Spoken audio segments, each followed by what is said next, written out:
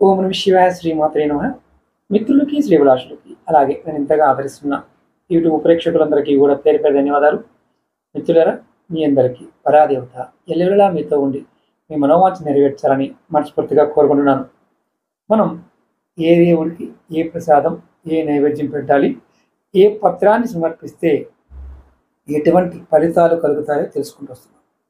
ఈ వీడియోలో మీకు దర్భగడ్డి కుశాపత్రం అంటారు. మనం తర్పణాలకి వాడుతూ ఉంటాం, గ్రహణాల సమయంలో వాడుతూ ఉంటాం. చాలా వీడియోలో చెప్పడం జరిగింది. మనకి పితృకర్మల పాయింట్ ఆఫ్ వ్యూలో పితృ బాధలు ఉన్నప్పుడు, అంటే పితృ దోషాలు ఉన్నప్పుడు మీరు ఏ దేవుడికైనా సరే పూజ చేసే సమయంలో మీరు ఈ గరక గడ్డిని పచ్చిదానిని పెట్టి పూజిస్తే రకరకాల పితృకర్మ దోషాలు తొలగిపోతాయి అని శాస్త్రం చెప్తుంది. నేను మళ్ళీ చెప్తున్నాను, ఇది పచ్చిగా ఉన్నదాన్ని తెచ్చి మీరు దేవుడికి సమర్పించండి. అన్ని రకాల పితృకర్మ దోషాలు తొలగిపోతాయి. ఇది మీరు చెప్తున్నారు గురువుగారు, బాగానే ఉంది, చేయొచ్చా అని అనుమానం ఉన్నవారు చేయకండి.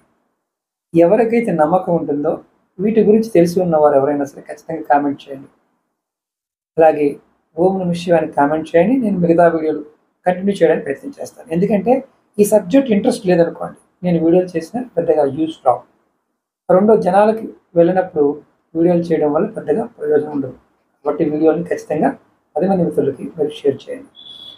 ఓం నమః శివాయ శ్రీమాత్రే నమః.